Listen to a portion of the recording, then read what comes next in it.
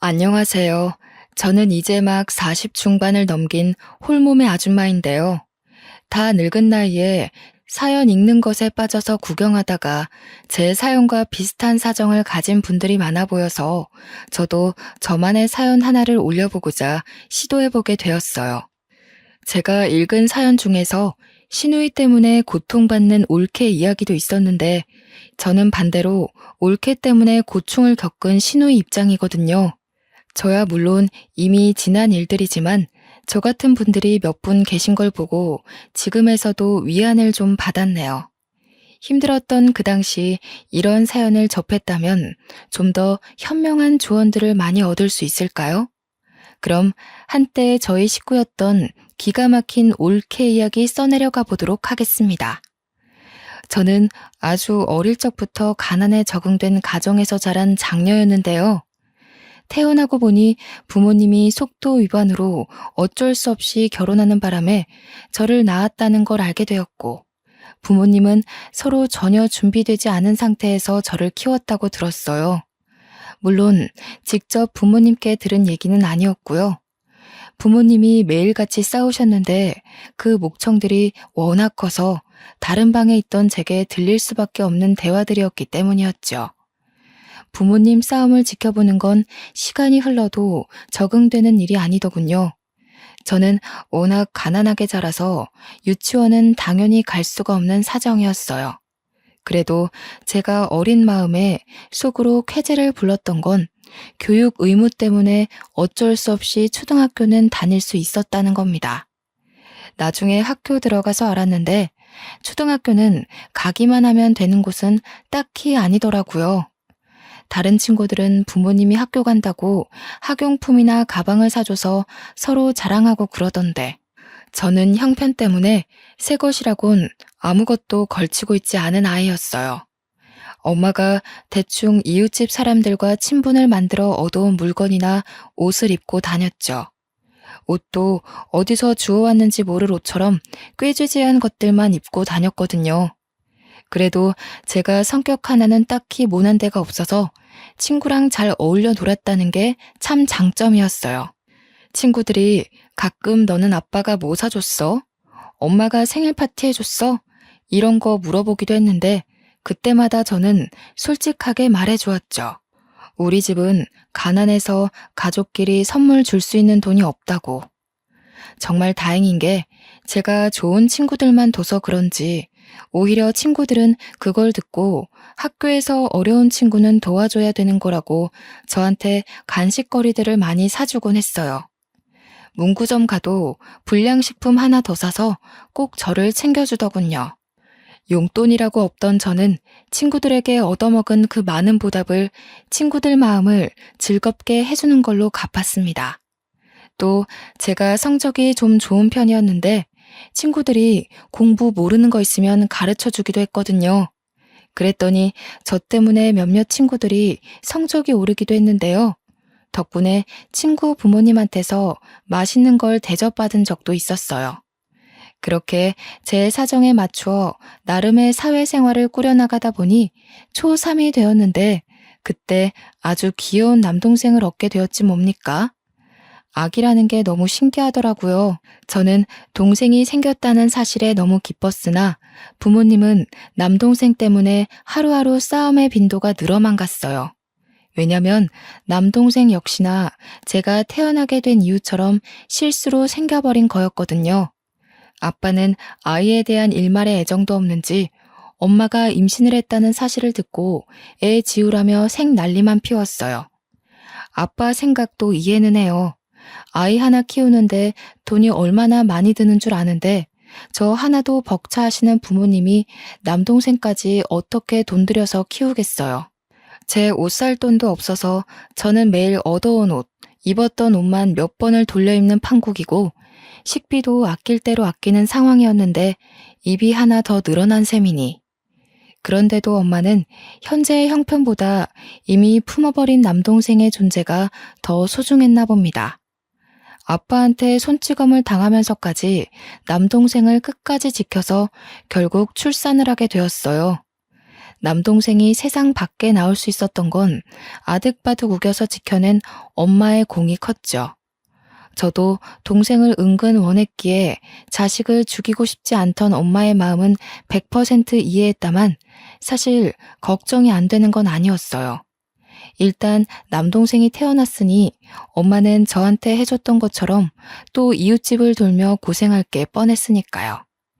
조금 생각이 자랐다고 저는 같은 여자의 엄마가 고생하는 게 싫었습니다. 그래서 제가 할 수 있는 만큼 엄마를 도울 생각이었죠.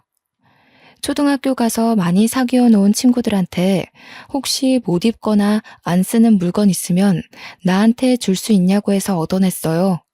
친구들은 마치 아나바다 운동이라도 하는 것처럼 자기가 쓰던 용품을 자랑하며 내게 선물로 막 주곤 했죠. 갸륵하게 여긴 선생님도 제 사정을 알고 있었는데요. 선생님들 또한 자기 아이가 쓰던 용품이나 저에게 필요할 법한 물건들을 종종 챙겨주기도 했어요. 그렇게 살림용품들을 얻어올 때마다 엄마에게 차곡차곡 갖다 바쳤습니다. 엄마는 제가 아기 때 이후로 처음 저를 안아주며 칭찬했어요. 우리 철용이가 누나 하나는 잘 뒀네. 철용이만 하던 우리 딸이 언제 이렇게 커서 엄마를 돕기도 하고 엄마한테 이런 효도할 생각도 했을까? 내 새끼 덕분에 엄마가 너무 힘이 나. 그날은 매일 남동생을 돌보며 아빠한테서 아기를 지켜내기 바쁜 엄마가 저를 돌아봐 준 게 처음이기도 한 때였죠. 저도 엄마를 돕고자 하는 마음이 컸던 건 맞아요. 그러나 그것뿐만은 아니었고 남동생이 저와 10살 터울이기에 저 또한 아직 초등학생일 뿐이지만 제 눈엔 남동생은 완전 아기였거든요. 엄마와 함께 남동생을 보살펴야 하는 게 그땐 당연하다고 생각했어요. 그래서 저는 그렇게 엄마 못지않은 살림을 일찍부터 깨우치고 애 키우는데 열중하며 살았어요. 친구들과 노는 횟수를 확연히 줄여가면서요. 가끔 저도 친구들과 놀고 싶었으나 엄마를 생각하면 참게 되더라고요. 매일 아빠한테 욕까지 먹는 엄마가 불쌍했거든요. 저는 엄마가 시키지 않아도 남동생을 돌봤고 그 덕분인지 엄마는 소소한 부업과 동시에 짧은 시간대에 일할 수 있는 일거리들을 하러 외출도 가능하게 되었어요. 저와 엄마는 없는 돈이라도 꼼꼼히 모으고자 열심히 노력하며 살았는데 아빠는 저와 엄마가 애쓰고 있는 줄도 모르는지 매일 술만 마시면서 퍽하면 엄마한테 싸움을 걸더군요. 남동생 태어난 지가 언젠데 아직도 남동생을 기어코 낳았냐면서 독설을 했죠. 그럴 때마다 엄마는 바깥일 때문에 지치는 것도 견디면서 밤이 되면 아빠랑 싸우는데 에너지를 또 버렸습니다. 엄마는 밤새 쉬지도 못하고 울다가 다음날 일을 하러 나가곤 했어요. 아빠는 나이가 들수록 막장이 되어갔고 이젠 제가 점점 자라나니까 저한테까지 시비를 걸기 시작하더군요. 너 눈가를 왜 그렇게 떠? 뭘 그렇게 꼬라봐? 네 눈에도 이 애비가 돈도 못 벌고 맨날 술만 퍼마시니까 한심하디? 어디서 지 엄마랑 똑 닮은 눈가를 달고서 하늘 같은 아버지를 꼬라보는 거야? 아빠는 매일같이 제게 엄마의 모습을 빗대었고 네 엄마랑 너무 닮아서 얼굴 보기 싫다고 욕설을 섞어가며 고성을 질렀습니다. 저도 나이가 한두 살 먹다 보니 무서운 걸 떠나 이젠 아빠의 존재가 지긋지긋하더라고요. 정말 스트레스가 심할 때는 차라리 이 세상에서 사라져버렸으면 좋겠다는 생각도 했죠. 그렇게 아빠 노릇 한 번도 안 하면서 가장자격만 논하던 아빠는 이 거지살이 더 이상 못하겠다면서 가출을 해버렸어요. 저는 오히려 좋았습니다. 놀랍게도 아빠가 없는 그 다음 날부터 우리 집에 평화가 찾아왔거든요. 아빠가 우리에게 생활비를 벌어다 주는 것도 아니었어서 아빠의 빈자리가 전혀 애석하지 않았어요.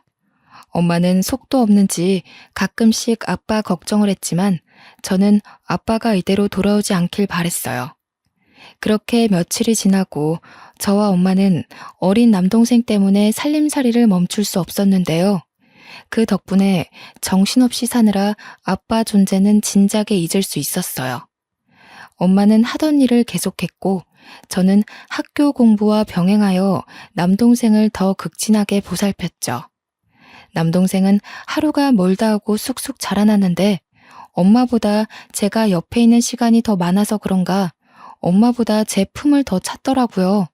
마치 저를 엄마로 생각하고 품에 파고들기도 했어요. 철용아, 엄마 서운하시겠다. 엄마가 철용이 맛있는 거 사주려고 일하다가 온 거야. 엄마 한 번 안아주자. 엄마가 철용이 주려고 붕어빵까지 사왔다니깐. 남동생은 이렇게 겨우겨우 설득해줘야 엄마한테 한 번씩 안기곤 했어요. 남동생이 저를 좋아해주는 건 고맙지만 가끔은 뼈 빠지게 고생하는 엄마한테 제가 다 미안하더라고요. 엄마는 그저 남매 사이가 좋아서 안심이라고 했지만요. 제가 기초수급자 신세로 고등학교까지 졸업을 하고 20살이 됐을 무렵 원래 몸이 안 좋았던 엄마는 그렇게 밤낮을 돈 벌면서 살아왔는데도 돈이 없어서 수술을 받지 못한 채 세상을 뜨게 되었어요. 그 와중에 남동생은 겨우 초3이었는데 그런 어린 남동생을 보듬어 안고서 며칠째 울었는지 몰라요. 엄마의 장례식은 무척 조용히 끝났습니다. 외가 쪽은 제가 태어날 때부터 없었고 친가는 아빠가 연락이 안 되니 전부 다 합을 맞춰 연락을 끊더라고요. 그렇게 남동생과 저 그리고 엄마를 가여워하신 이웃분들의 도움으로 장례를 마쳤습니다. 모든 걸 정리하고 집으로 돌아간 날 그 집안에 아빠가 있었는데요. 아빠는 웬 아줌마랑 같이 저와 남동생을 기다리고 있더군요. 그 아줌마가 아빠와 바람난 여자였다는 건 아주 뒤늦게 알았어요. 그래, 엄마 장례한다고 고생했다. 아빠가 소식을 늦게 들어서 이제 막 알았어. 다름이 아니라 너네 엄마가 사망보험금을 들고 있었는데 너희들도 자식이니 내가 마냥 모른 척 할 수만은 없더구나. 이 돈 엄마가 주는 거라 생각하고 철용이 키우는 데에 잘 사용해라. 그 당시 저는 사망보험금에 대한 지식이 전혀 없었던 사람이었어요. 아빠가 1,000만 원이 든 통장 하나를 주고 떠났는데 이웃분들의 설명을 듣고 아빠의 게임에 넘어갔다는 걸 알게 되었죠. 그래도 어쩌겠어요. 저는 저런 양아치 같은 아빠 자식으로 사느니 고아로 사는 게 나았을 정도로 아빠가 싫었는걸요. 엄마 사망보험금을 눈앞에서 도둑 맞았지만 그것보다 걱정인 건 남동생이었어요. 원래 살던 집까지 아빠 명의라서 빼앗기는 바람에 제 수중에 있는 돈 1,000만 원 말고는 아무것도 없었거든요. 일단 집이 있어야 해서 부동산 알아보고 가장 저렴한 옥탑방 하나를 찾아 겨우 월세로 들어가게 되었어요. 그리고 바로 일을 해야 했습니다. 저는 대학을 안 갔기에 배운 게 없어서 어디 회사에 들어갈 엄두를 못 내었고 오후에는 피자집 알바, 밤에는 24시 국밥집 알바를 하며 돈을 벌기 시작했죠. 제가 인복이 좋은 건지 사장님들이 다 좋은 분이라 제 사정을 알고는 가끔 피자나 국밥을 챙겨줬는데 그걸 얻어서 남동생과 함께 먹었던 기억이 납니다. 저는 제게 드리는 돈 한 푼 없이 최대한 아껴서 남동생이 초중고를 무사히 마칠 수 있도록 키웠어요. 저처럼 살게 하고 싶지 않아서 대학까지도 꼭 보내주려 했는데 남동생이 고생하는 저를 생각해 대학을 포기해버리더라고요. 제가 설득해도 심지가 너무 굳건해서 결국 남동생 의견에 지고 말았죠. 남동생은 곧바로 공시 준비를 시작했고 알바를 병행했음에도 3년 만에 시청 공무원에 합격하는 노력을 보여줬어요. 덕분에 남동생이 벌어오는 급여가 우리 삶에 큰 도움이 되었고 저와 남동생은 벌어오는 돈을 함께 모아서 몇 년 후 작은 아파트로 이사 갈 수 있게 되었습니다. 누나, 나 때문에 어린 나이부터 진짜 많이 고생했어. 나 어렸지만 다 알고 있었어. 누나가 누나 삶 포기하면서까지 나한테 부모님이 되어줬다는 거. 그래서 이젠 내가 누나한테 효도하고 싶어. 누나가 뒷바라지 해준 거 보답하고 싶어서 이 집 명의는 누나 걸로 했어. 이 아파트 같이 돈 모아 샀다지만 솔직히 남동생 지분이 80%였습니다. 남동생이 산 거나 마찬가지인 거죠. 저야말로 그냥 받기 미안해서 왜 그랬냐고 했는데 제게 앞으로 힘만 돼주겠다는 남동생의 확고한 욕심에 저는 이 큰 보답을 받을 수밖에 없었어요. 기어다니면 제 품만 찾던 남동생이 언제 이렇게 커서 누나를 생각하는 어른이 되었는지 그날 너무 감격해서 한참 동생 품에서 울었답니다. 남동생이 30대 중반을 넘겼을 무렵 저한테 소개해주기 위해 결혼할 여자를 우리 집으로 데려왔는데요. 그 여자가 바로 추후에 올케가 될 사람이었죠. 올케 아빠가 제 남동생과 같이 시청에서 근무 중인 상사인데 제 남동생을 워낙 좋게 봐서 사위 삼고 싶다고 소개해줬다더라고요. 이제 막 대학을 졸업한 올케는 남동생과 나이 차이가 꽤 났어요. 올케는 말수가 적은 편인지 한참 어른인 제 앞에서 말을 잘 못하더군요. 남동생이 대신 올케의 생각을 전달하는 식의 대화를 주로 나누는 게 좀 의아했어요. 그래도 저는 남동생이 행복하게 지낼 수만 있으면 됐기에 남동생이 좋다고 하면 무조건 허락해줄 생각이었습니다. 둘은 잘 돼서 결혼까지 하게 되었고 올케 집에서 우리 동네 근처로 신혼집을 마련해준 덕에 남동생은 작은 혼수만 준비해서 신혼집에 들어갔어요. 올케는 아직 취업도 하지 않은 채로 결혼을 하긴 했지만 그때 말하길 남동생처럼 공시를 준비 중이라고 했어요. 그래서 아직은 남동생 혼자만 경제생활 중이고요. 올케는 집에서 공부만 하고 있다고 들었죠. 제가 그 당시 요구르트 일을 하고 있었는데요.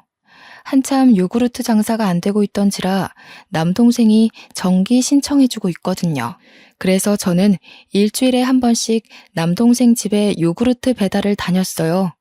한 번은 올케 공시 준비가 궁금해서 요구르트 주면서 올케한테 슬쩍 공부는 잘 되어가냐고 물어봤는데 지금 쉬고 있는 거 안 보이세요? 안 그래도 개인적인 일 때문에 스트레스 받아 죽겠는데 형님은 사람 표정도 못 읽어요? 요즘 애들한테는 그런 꼰대 질문하면 욕먹어요. 무슨 말을 그렇게 해, 올케. 나는 그냥 올케가 학교 졸업하고 공시 준비하느라 힘들까봐 걱정돼서 공부 때문에 힘들면 살림도 어려우니까 내가 반찬이라도 좀 보내주려고 그랬지. 꼰대라니. 됐으니까 요구르트 올려두고 그냥 가세요. 지금 형님 말 상대해줄 기운 없거든요? 참, 그리고 요구르트 말인데요. 먹는 사람 없어서 냉장고에 한가득 쌓여있는데 유통기한만 자꾸 지나고 있는 상태라 이제 그만 신청 끊었으면 해요. 남편이 너무 착해서 형님한테 차마 그런 말 못하는 것 같길래 제가 대신 말씀드리는 거예요. 올케는 결혼하고 나서부터 엄청 예민하게 변해갔어요. 낯가려서 말도 잘 못하는 줄 알았던 사람으로 봤는데 예의 없게 비속꽂는 말을 얼마나 잘하는지. 결혼 전에 제가 봤던 아이가 맞나 싶더라고요. 그렇다고 별 수 있나요? 아무래도 공부 때문에 스트레스가 많은가 보구나 하고 대충 사과한 뒤 집을 나왔죠. 결혼 전후가 너무 천지 차이라 저는 아직 올케의 변한 모습이 익숙하지 않았거든요. 올케가 못된 것이 아니라 공시 준비 때문에 스트레스가 극심한 거다라고 생각하는 게 더 편했습니다. 한날은 제가 요구르트 배달하다가 아파트 주차장에서 교통사고를 당했는데 큰 사고는 아니었고 종아리뼈에 금이 가서 다리 한쪽을 깁스하게 된 정도였어요. 목발 신세가 되었어도 일상에는 그리 문제되진 않았지만 단지 경제 활동을 중단해야 해서 생활비가 걱정이었죠. 그런데 미안하고 고맙게도 남동생이 당연하게 생활비를 보태주겠다고 하는 겁니다. 남동생이 제가 일 다시 시작할 수 있을 때까지만 도와주겠다고 해서 계속 거절할 수도 없고 염치 없지만 알겠다고 했어요. 저도 도움이 필요한 상황이었기에 남동생 제안을 완강하게 거절하지 못하겠더라고요. 그 옆에는 올케가 함께 있었는데요. 올케는 아픈 저를 두고도 못마땅한 표정을 짓고 앉아선 말도 안 하고 자리만 축내다가 돌아갔어요. 언제부턴가 느낀 거지만 올케가 남동생이 제게 돈을 쓰는 걸 싫어하는 티를 내기 시작하는 거 있죠. 요구르트 신청도 어찌 보면 남동생이 저한테 돈 드리는 거나 마찬가지잖아요. 그 얼마 안 되는 걸 굳이 끄는 것도 설마 돈 때문인가 싶은 생각이 점점 들게 만들더군요. 교묘하게 남동생 몰래 제 눈에만 그 예의 없는 모습을 드러내는 것 같은데 제 착각이라고 하기엔 갈수록 올케 말들이 대놓고 독해지는 걸 느꼈어요. 저번에 보내주신 장아찌 반찬 있잖아요. 배달 과정에서 쏟아졌는지 집안까지 냄새가 엄청 번져서 냄새 빼는 데만 일주일이 걸렸어요. 먹지도 못하고 다 버렸잖아요. 남편도 냄새 난다고 치우라더라고요. 버렸다고? 아니, 조금 쏟아져도 먹을 수는 있어. 원래 국물 없이도 먹는 장아찌야. 철용이가 그걸 얼마나 좋아하는데 그 아까운 걸 버리면 어떡하니? 차라리 나한테 바로 말하지 그랬어. 남편이 싫어했다니까요. 철용 오빠 저랑 살면서 형님이랑 지내던 생활 방식과는 많이 달라졌어요. 당연히 입맛도 그렇고요. 아무튼 그런 냄새 나는 음식은 앞으로 자제해주세요. 얼마나 버르장머리가 없던지. 하다못해 올케는 이제 남동생이 일주일에 한 번 제 집에 오는 것도 불만을 표하기 시작했는데요. 남동생이 평일에는 근무가 바쁘다 보니 유일하게 주말에 쉬는데 자꾸 제 집에 와야 하니까 임신 준비도 잘 안 되는 판이라며 남동생이 잠깐 자리를 비웠을 때 저한테 칭얼거리더군요. 어이가 없었죠. 물론 남동생이 제 다친 몸 때문에 바쁜 중에도 자주 저를 살피러 오는 게 미안하긴 했다만 이걸 남동생도 아니고 올케한테 지적받을 일은 아니라고 보거든요. 올케한테 오기 싫으면 올케는 안 와도 괜찮다고 공시 공부하는데 방해돼서 그러는 것 같은데 공부 때문이니 이해해주겠다고 했더니 글쎄 주말에 남편 없이 혼자 밥 먹는 거 싫다면서 남편이랑 오붓한 시간 보낼 날이 없다고 제 탓만 하대요. 결국 저는 내 몸 내가 알아서 챙길 수 있으니 남동생에게 그만 와도 괜찮다고 했어요. 그걸 올케도 옆에서 같이 들었고요. 올케가 굉장히 만족해 하더군요. 얼마나 기가 차던지. 물론 그럼에도 남동생은 다친 저를 지극정성으로 들여다봤어요. 가끔씩 따라오는 올케 표정이 똥 씹은 얼굴이었는데 보기 싫어 죽겠더군요. 그러던 어느 평일날이었어요. 평일에는 발길 전혀 없던 올케가 남동생 없이 혼자 제 집에 찾아온 겁니다.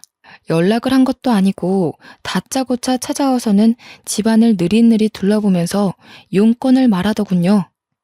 이번 주말은 오빠랑 저 못 올 것 같아서 미리 말씀드리러 왔어요.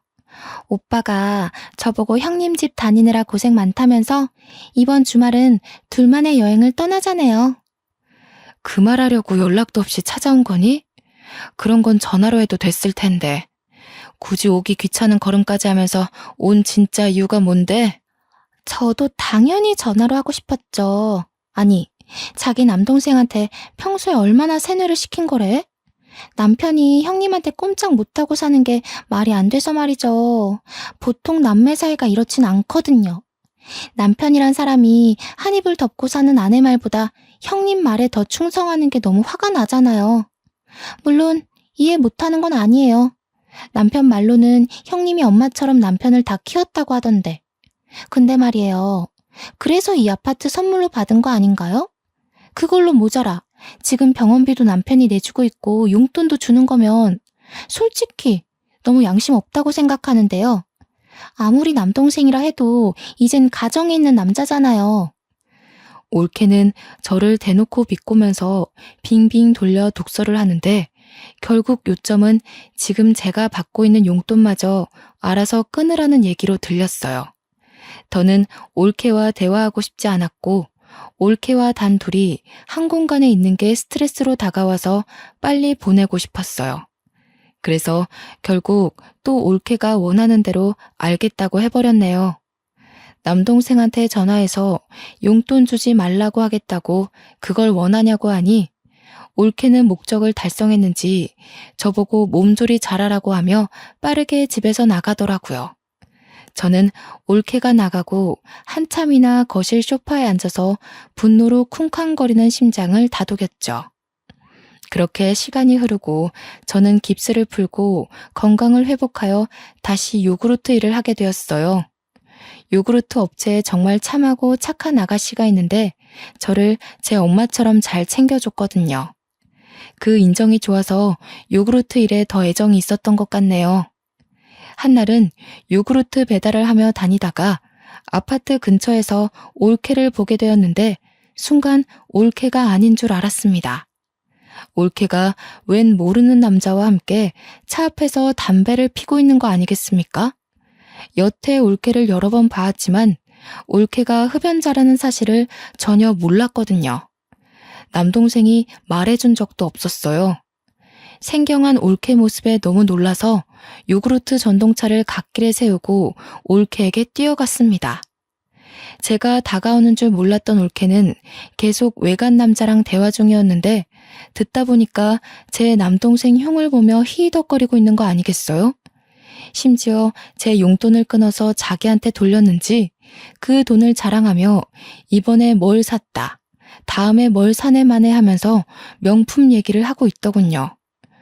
올케 꼴을 보니 올케 몸에 치장된 것도 온통 비싸 보이는 것들 투성이었어요. 그 모습을 보는데 또 심장이 두근거리기 시작하는 겁니다. 올케, 여기서 뭐 하는 거야? 이 사람은 또 누구고? 그리고 올케 담배도 폈어? 여태 그런 말 없었잖아. 철용이도 이 사실 알아? 아니, 공시 공부하고 있어야 할 사람이 지금 밖에서 뭐 하고 있는 거야? 저는 그저 남동생 생각에 바로 그 자리에서 올케에게 모든 걸 캐물어야만 했습니다. 올케의 모습은 더 이상 제가 용납하기엔 적정선을 넘었으니까요. 그러나 저와 달리 올케는 당황하지도 않더군요.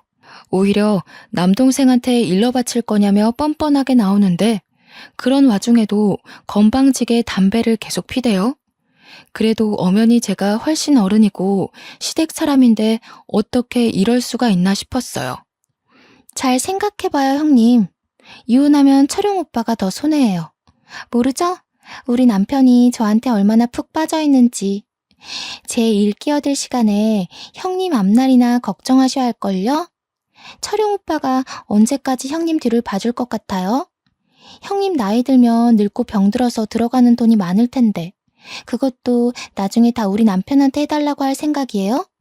아마 더는 그렇게 안 될걸요? 그 전에 이미 철용 오빠는 제 말에 끔뻑 죽는 아내 껌딱지가 돼 있을 테니깐. 공시준비 포기할 거라고 했더니 남편이 그러더라고요. 자기가 더 열심히 벌면 되니까 쉬엄쉬엄 지내라고. 이게 무슨 뜻이겠어요? 이미 저를 어화둥둥하기 시작했다는 거 아니겠어요? 그러면서 저보고 거짓골로 남동생한테 버림받고 싶은 거 아니면 요구르트에서 번 돈 쓰지 말고 차곡차곡 저금이나 하라면서 제 속을 뒤집어 놓는 겁니다. 그러고는 옆에서 같이 낄낄대던 외간 남자랑 차를 타고 떠나버렸죠. 기가 막혔지만 너무 손발이 떨리고 눈물이 나서 올케를 붙잡지 못했습니다. 어느 날 올케가 간만에 친구들을 만나 술을 많이 마셔서 못 일어난다고 남동생 혼자 집에 방문한 적이 있었는데요. 그때 남동생이 말하길 유명 연예인이 현재 우리 아파트를 매매하면서 이 아파트 집값이 전체적으로 폭등했다는 거 아니겠습니까? 뉴스에 방송될 정도였다는데 저는 뉴스를 잘 안 보기도 했고 부동산 쪽은 무지하여 무슨 말인지 단번에 알아듣지 못했어요. 신이 나서 얘기하는 남동생 말에도 실감 못하고 있었는데 남동생이 X로 얘기해주는 걸 듣고 그때서야 깜짝 놀랐지 뭡니까. 이 옛날 아파트가 올케의 집값보다 4배로 뛰었다고 하는데 입이 안 다물어지더군요. 올케 집값이 대단할 정도로 비싼 집은 아니었다만 그래도 4배면 로또 1등보다 더한 값어치였거든요. 누나가 너무 착하게 고생만 하고 살아와서 하늘이 상을 주시나 보다. 누나 공기 좋은 주택 살고 싶어 했잖아. 이 아파트 팔고 좋은 주택 구해서 쉬엄쉬엄 할 수 있는 일을 찾아보자. 혹시 새로 배우고 싶은 건 없어? 참, 누나 학교 다닐 때 공부 잘했지. 아이고, 새로 배우기는 이제 머리가 굳어서 그런 건 안 돼. 그냥 TV 보니까 밭 가꿔서 농작물 팔고 하는 거 재밌어 보이더라고. 그런 것도 할 수 있을까? 당연하지. 하고도 남지. 이거 다 누나 돈이니까 누나 하고 싶은 데에다 써. 나는 계속 벌면 되는데 이제 누나는 나이도 있고 더 이상 몸 힘든 일은 그만하는 게 좋아. 아파트 지분은 동생이 훨씬 많은데 이 큰 돈을 저보고 다 가지라는 말에 이건 진짜 아니다 싶었습니다. 저는 극구 사양하며 똑같이 반씩 나누자고 했어요. 그랬더니 남동생이 너무 완강하게 주장을 굳히면서 혹시라도 자기가 망하면 누나가 걷어주면 되지 않겠냐고 장난스럽게 대꾸하기만 하는 겁니다. 하는 수 없이 남동생이 시키는 대로 하겠지만 이 많은 돈을 언제 다 쓴단 말인가요? 당연히 남은 돈 묵혔다가 훗날 남동생이 도움을 필요할 때 주기로 몰래 마음먹고 상황을 넘겼죠. 그날 저와 남동생은 갑자기 맞은 돈벼락에 신이 나서 같이 저녁까지 먹었는데요. 일부러 올케는 부르지 않았어요. 뒤늦게 뉴스를 통해 모든 사실을 알게 된 올케는 남동생한테서 확실히 확인한 뒤 또 평일날 무례하게 찾아왔습니다. 아무래도 제게 떨어진 돈벼락에 질투가 났나 보죠. 남동생 몰래 찾아온 올케는 더 이상 제게 눈꼽만큼의 예의도 차릴 생각이 없는지 다짜고짜 목적부터 쏘아붙이기 시작하더군요. 요구르트 끊게 해, 용돈 뺏어가. 하다못해 결혼하기 전 제가 받은 이 아파트까지 뺏어가려는 심산이 보이자 저는 도무지 올케의 행실을 봐줄 수가 없었어요. 올케가 무슨 자격으로 이 아파트를 내놓으라 말아야. 이 아파트 철용이가 올케랑 결혼하기 전에 나한테 선물로 준 집이야. 달라고 해도 철용이가 달라고 해야지 왜 올케가 와서 이러는 건데? 제가 철영 오빠 와이프니까요. 제 남편 돈이 들어간 아파트이고 지분만 따져도 당연히 제 남편 거 아닌가요? 전 우리 남편의 1순위 가족이에요. 결혼하는 순간 형님이 아닌 제가 남편한테 우선순위라고요. 그러니까 제 돈 들어간 거나 마찬가지고 저한테도 권리 있죠. 철용이 돈이 80% 들어가긴 했다만 나도 돈 보태서 같이 마련한 집이야. 올케가 이래라 저래라 할 자격은 없다고 보는데? 그 20% 떼서 돌려줄게요. 그리고 솔직히 코딱지만큼 보탠 돈 때문에 내 집이라고 우기는 건 양아치 심보 아닌가요? 남동생을 아들처럼 키웠다면서요. 지금 아들 돈 욕심 내는 걸로밖에 안 보이는데요. 뭐라고? 올케, 내가 여태 참았는데 말하는 꼬락서니가 왜 이렇게 못됐어? 철용이는 네가 이런 아이인 거 아니? 모르니까 저한테 간도 빼줄 것처럼 헌신하고 살겠죠. 철용 오빠는 제가 그저 귀엽고 예뻐 죽겠나 봐요. 해달라는 거 다 해주고 어리광 부려도 다 받아주고. 철용 오빠 솔직히 착한 거 말고는 매력 없어서 여자한테 인기 없을 타입인데 제가 결혼해준 거예요. 지내다 보니까 머슴처럼 헌신하는 모습이 재밌긴 하더라고요. 뭐야? 너 지금 뭐라고 했니? 그게 남편한테 할 소리야? 어디서 못 배운 게 굴러들어와선 내 동생 앞길을 막으려 해. 집에서 그렇게 가르치디? 결혼한 여자가 지 처신 똑바로 할 줄도 모르고 담배나 피고 바람 피면서 그렇게 남편 얼굴 똥칠하게 만들라고 배웠어? 옳게야말로 지금 내 동생 돈 욕심 내는 거 아니야? 돈도 안 버는 게 집에서 거머리처럼 늘어져가지고 그저 내 동생이 돈 주면 엉뚱한 짓만 하고 어디서 이런 여우 같은 기집애가 내 동생 인생에 끼어들어선. 저는요, 저를 모욕하는 건 참아 넘겨도 제 남동생을 욕되게 하는 건 절대 참을 수가 없어요. 저와 엄마가 얼마나 애지중지하며 키운 귀한 아들내미인데요. 한참 어린 것이 배운 것도 없고 어른 공경도 못할 거면 적어도 지 남편 등쳐먹는 짓은 하지 말아야 되잖아요. 저는 들끓는 분노를 더는 못 참고 올케한테 퍼부어 버렸습니다. 우리는 처음으로 대판 다투게 된 거죠. 제가 말로 조금 덤볐더니 글쎄 이 어린 것이 더 건방지게 나오는 거 아닙니까? 올케가 인정사정 없이 제 뺨을 치는데 올케의 덩치가 저보다 커서 저는 그 힘에 밀려 넘어지고 말았어요. 웃기네. 꼴의 어른이라고 대우해주려 했더니 다 늙은 아줌마가 주제도 모르고. 내 남편 앞길 막고 있는 사람이 누군데?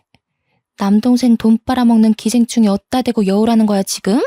그때 뭐 하는 짓이냐고 소리치며 들어온 사람이 있었는데 다름 아닌 남동생이었습니다. 주택 알아본다고 며칠 저와 연락을 자주 했는데 마침 부동산에서 오늘 시간 된다는 말에 반차를 쓰고 기쁜 마음으로 저를 찾아온 거였더라고요. 그런데 신발장에서 올케 신발을 받고 집안에서 큰 소리가 나길래 들어왔더니 방에서 나는 소리라는 걸 알고 내내 듣고 있었다고 하는 겁니다. 올케와 제가 나눈 대화들을 처음부터 들은 것 같더군요. 남동생이 나타나자 올케는 눈에 띄게 당황하며 어쩔 줄 몰라 서 있었어요. 놀란 건 저도 마찬가지였고 순간 이 꼴을 보인 걸 깜빡 잊을 정도로 남동생을 멍하니 보기만 했죠. 올케를 제게서 떨어뜨린 남동생이 주저앉아 있는 저를 부축해주는데 그 사이 올케가 급하게 남동생의 팔을 붙잡으며 절절 매기 시작하는 겁니다. 오빠, 오해야. 형님이 먼저 나보고 오빠 인생 망치는 여우라고 욕하잖아. 나 부모님한테도 욕 한 번 안 듣고 살아온 사람인 거 알지? 순간 놀라서 나도 모르게. 남동생은 올케의 접촉이 기분 나빴는지 팔을 휘둘러 올케를 밀쳐내더군요. 올케는 남자 힘에 못 이겨 방금 전에 저처럼 바닥을 나뒹굴었습니다. 오해? 동네 떠나가도록 우리 누나 욕하면서 소리쳐놓고 오해? 내가 너 양아치 짓 하는 거 진짜 몰랐을 것 같아? 우리 누나한테 실망스러운 모습 보이기 싫어서 어쩔 수 없이 이 결혼 유지하고 있었던 거야. 네가 진작에 형편없는 여자라는 거 알았는데도 누나 생각해서 참고 살았다고. 알고 있었다니? 언제부터? 오빠 어제까지만 해도 나한테 잘해주고 나밖에 없는 것처럼 했잖아. 설마 형님이 꼰질렀어요? 제 남편한테 꼰질러서 저랑 제 남편 사이 망치려고 했던 거예요? 항상 이런 식이었구나. 나 몰래 누나 찾아와서 괴롭히고 뜯어가고 네가 어려서 철없는 행동하는 건 감안하고 살 수 있었는데 우리 누나한테 손찌검하는 건 절대 못 넘어가. 말했지. 누나 상처 주기 싫어서 이 결혼 참고 살았다고. 네가 누나한테 손댄 이상 더는 너 떠안고 갈 멍청한 짓 안 해. 그만 이혼하자. 저와 올케는 남동생이 아무것도 모르고 있다고 생각했는데 그저 참고 있었다는 것에 또 한 번 놀랐어요. 그러고 나서 남동생은 올케 아빠한테 전화해 당장 이혼 사실을 알리겠다며 휴대폰을 들었습니다. 그랬더니 올케가 깜짝 놀라며 바닥에 넙죽 엎드리더라고요. 잠깐만, 아빠라니? 아빠한텐 안 돼. 그럼 나 진짜 죽어. 오빠, 내가 잘못했어. 그러지 마. 이혼하면 나 집에서 쫓겨날지도 몰라. 제발 오빠, 나 좀 살려줘. 다시 이런 일 없도록 할게. 형님한테도 다 사과할게. 올케가 남동생을 붙잡고 사정하며 빌기 시작하는데 너무 비굴해서 보고만 있는데도 제가 다 수치스럽더군요. 듣자 하니 사돈 어른은 엄청 바람직한 사람인데 결혼하기 전에 한번 올케의 양아치 짓 해결해서 넘어가 준 적이 있었다고 하네요. 대신 한 번 더 망나니 짓 하면 호적에서 판다고 했다는데 그 말이 허풍은 아닌가 봅니다. 울고 불고 하는 올케가 체면까지 구기면서 바닥을 기는 것 보면요. 남동생은 올케 집안 사정을 이미 잘 알고 있더라고요. 그래서 일부러 사돈 어른을 언급하며 협박했던 거라대요. 그럼 이혼 서류 도장 찍겠다고 약속해. 잠자코 이혼 진행하면 나도 장인어른께 성격 차이 때문에 이혼한다고 둘러댈 테니까. 이혼은 진짜 안 돼. 솔직히 형님한테 손찌검한 건 잘못했지만 나 틀린 말 한 건 아니야. 이 집 오빠 지분이 훨씬 많다고 했잖아. 나도 오빠 아내로서 이 집에 논할 자격 있는 거 아니야? 그래서 형님이랑 대화하려고 찾아온 거였다고. 형님이 먼저 감정적으로만 안 나왔어도 손 나가는 일은... 오빠, 다시 생각해봐. 우리 좋았잖아. 오빠 나 많이 좋아했잖아. 옆에서 듣는데 올케가 진짜 못 배워먹은 게 맞나 봐요. 이혼 얘기가 오가는 상황에 아직도 아파트 가지고 물고 늘어지고 싶을까요? 저 머리로 대학은 어찌 나왔는지 모르겠네요. 빡친 남동생은 결국 바로 올케 아빠한테 전화해버렸어요. 자신의 멍청한 판단력 때문에 올케는 아빠한테 불려갔고요. 그렇게 남동생 부부는 이혼을 하게 되었습니다. 올케가 이혼을 인정하지 않아서 일이 복잡해질 거라 생각했는데 다행히 올케 아빠가 우리 남매를 찾아와 사과하더라고요. 딸 정신머리를 고쳤다고 생각했는데 역시 사람은 고쳐 쓰는 거 아닌가 보다면서 자기 딸 때문에 남동생 인생 어지럽혀서 미안하다고 진심으로 용서를 구하시는데 저와 남동생은 그 진정성에 바로 받아줄 수밖에 없었죠. 장인어른의 올바른 판단 덕분에 남동생은 무난하게 합의 이혼으로 갈 수 있었습니다. 올케는 호적에 파인 건 아니지만 반성하라는 의미로 정신 차릴 때까지 방문 잠그고 외출도 못하게 막고 있다는 소식을 들었네요. 이혼이 있고 며칠 후 저와 남동생은 아파트를 정리하고 주택 좋은 데를 구해서 이사를 했답니다. 그 주택이 남동생 직장과는 차로 50분이나 걸리는 거리였지만 남동생이 저와 함께 있고 싶다고 해서 같이 지내게 되었어요. 남동생은 결혼에 진절머리가 난 상태라 일에만 열중하며 외롭게 살고 있는데요. 그런데 그 모습이 저는 좀 마음에 걸리더라고요. 문득 남동생 결혼이 저 때문에 실패한 것 같아서 미안하기도 했고요. 그래서 한날은 조심스럽게 맞선을 주선했어요. 제가 요구르트를 다닐 때 업체에서 되게 저를 잘 챙겨주던 아가씨가 있었다고 했잖아요. 그 아가씨가 가끔씩 제게 안부도 물어주는데 너무 고운 아이라서 남동생과 잘 어울릴 것 같았거든요. 남동생에게 한번 만나보라고 했더니 남동생이 당분간 여자 만나기 싫다고 거절했지만 저의 간곡한 부탁 때문에 하는 수 없이 아가씨와 만남을 가져주더군요. 다행히도 아가씨는 남동생의 사정을 너그럽게 이해해 주었대요. 그 이후 둘은 생각 외로 진전이 좋은 것 같더라고요. 얼마 뒤 진지한 만남을 시작했다면서 남동생이 말해주는데 제 안목만 믿어야겠다면서 그 아가씨가 너무 마음에 든다고 하는 겁니다. 남동생이 다시 웃음을 찾은 것 같아서 제가 얼마나 안심이 됐는지 몰라요. 이런저런 우여곡절 끝에 저는 겨우 마음의 휴식이 찾아왔고 남동생이 주위 괜찮은 땅을 알아봐줘서 지금은 그토록 해보고 싶던 텃밭을 가꾸고 있어요. 키우고 싶은 씨앗을 사서 아이들이 자라기만을 정성껏 보살펴주는 중인데 꽤 적성에 맞더라고요. 아직 실력이 없어서 팔지는 못하지만 공부 좀 해가지고 건강하게 키워서 나중엔 판매도 해볼까 고려 중이랍니다. 저는 개인적으로 이 행복한 전원 생활을 누리기까지 너무 험난한 길을 걸어왔다고 생각했는데요. 좀 더 나이 들고 여유만 가득한 시기에 다시 과거를 돌아보니 가난한 가정에서 태어난 것 치곤 제가 꽤 성공한 삶을 살고 있더라고요. 남동생 말대로 고생한 저를 위해 하늘에서 보상을 준 게 맞는 걸까요? 가끔은 제가 이렇게 두 다리 뻗고 속 편하게 지내도 되나 싶기도 해요. 그럴 때마다 남동생이랑 예비 옳게 될 아이가 저에게 충분히 그럴 자격이 있다고 다독여 주거든요.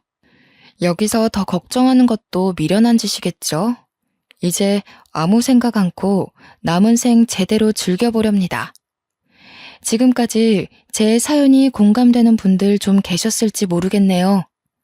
살면서 이런 불운한 일 좀 안 겪고 쉬이 흘러가면 좋을 텐데 그럴 수 있는 것도 운명이고 다 운인가 봅니다.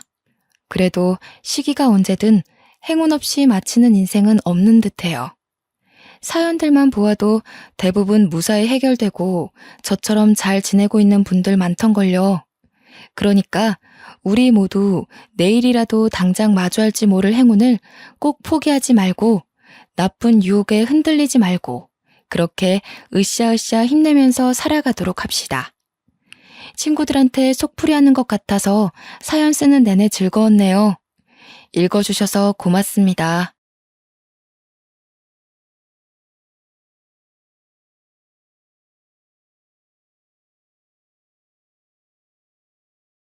안녕하세요. 저는 연하 남편과 결혼했다가 대차게 바람맞은 40대 주부이자 이혼녀입니다.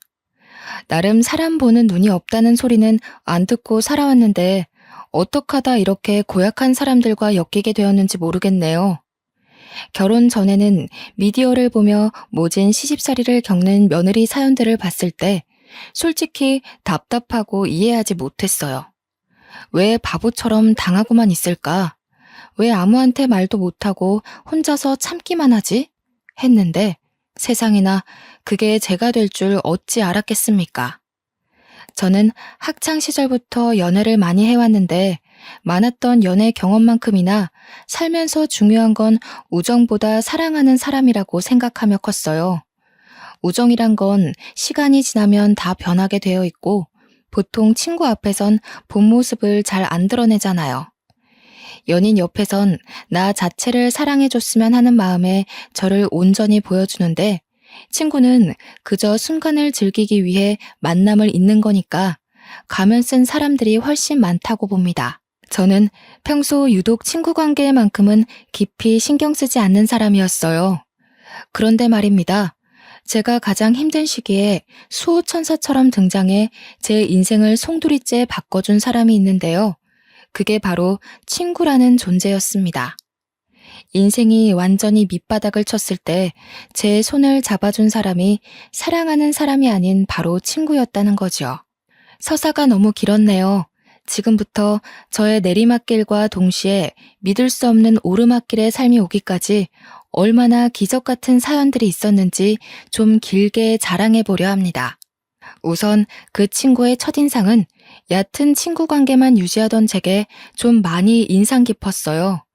그 당시가 고등학교 막바지였던 때였는데 그때 우리 반에 전학 온 친구가 있었거든요. 그 친구는 유독 소극적이고 인사말도 잘 못했어요. 어딘가 모르게 주눅이 들어있는 모습이었죠. 다들 전학생이란 것 자체만으로도 관심을 가질 때 저는 그저 시큰둥한 편이었어요. 별로 친구에 대해 진심인 편이 아니었거든요. 그런데 그 친구가 첫인상에 크게 와닿을 수밖에 없었던 건 이름 때문이었어요. 이름이 정둘이라고 하더라고요. 제 이름은 정하나이거든요. 성도 똑같은데 이름의 느낌도 비슷하여 좀 눈이 갔었죠. 이건 저만 그렇게 생각한 게 아닌지 다른 친구들도 둘이와 저를 두고 하나 둘이 이렇게 붙여 부르기도 했습니다. 그 당시 둘이와 저는 말을 섞어본 사이가 아니었어요. 단지 친구들이 그렇게 불러서 나중에는 선생님까지 세트라며 하나 둘이 부르면서 우리를 묶어서 발표를 시키는 일 정도만 있을 뿐이었죠. 다들 그렇게 엮더라도 둘이가 워낙 조용한 친구라서 저는 딱히 엮일 일이 없을 거라 생각하고 말았어요. 그런데 평소 남의 일에 관심 없던 제가 무슨 오지랖이었는지 둘이 인생에 잠깐 끼어들게 된 사건이 발생했는데요. 둘이는 워낙 소심한 탓에 친구들에게 괴롭힘을 좀 당했는데 원래 왕따 같은 게 없던 우리 반에 그런 불편한 일이 생기니 제 마음이 좀 편치 않더라고요. 다른 친구들이 저희 둘을 하도 세트로 엮었어서 그런가 둘이가 괴롭힘을 당하는데 모른 척하고만 있는 게 왠지 둘이한테 몹쓴 짓을 하고 있는 것처럼 느껴졌죠. 그래서 할 수 없이 끼어들었어요.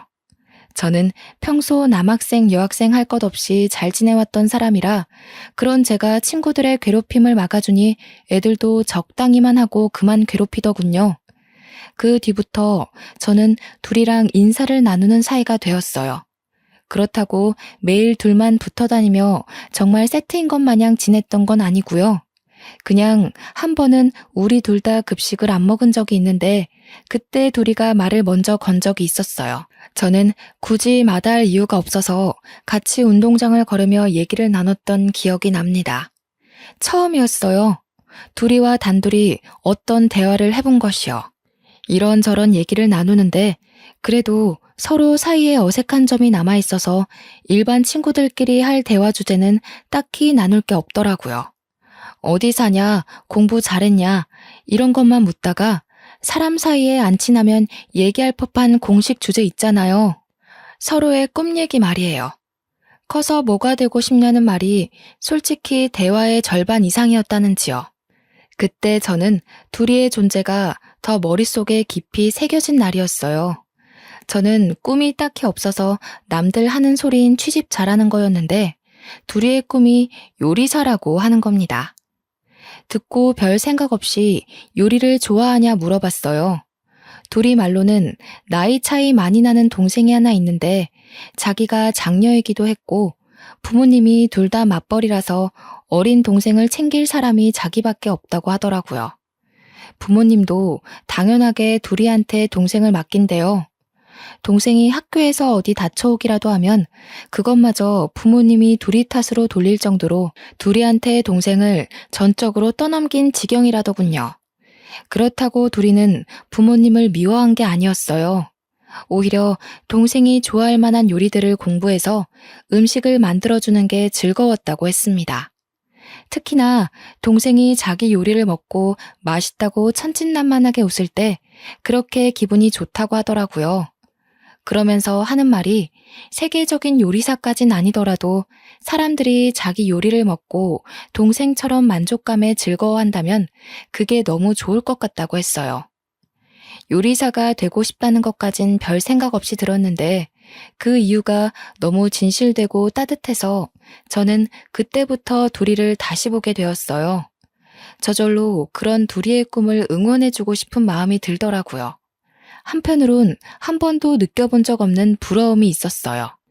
딱히 꿈이 없는 것에 관해서 한 번도 창피하다고 생각한 적이 없는데 둘이 옆에서 처음으로 그런 기분이 들었습니다. 단지 대충 살다가 취직이나 해야지 싶던 제 삶이 통째로 보잘것없어 보였어요. 사실 둘이와의 추억은 이게 끝입니다.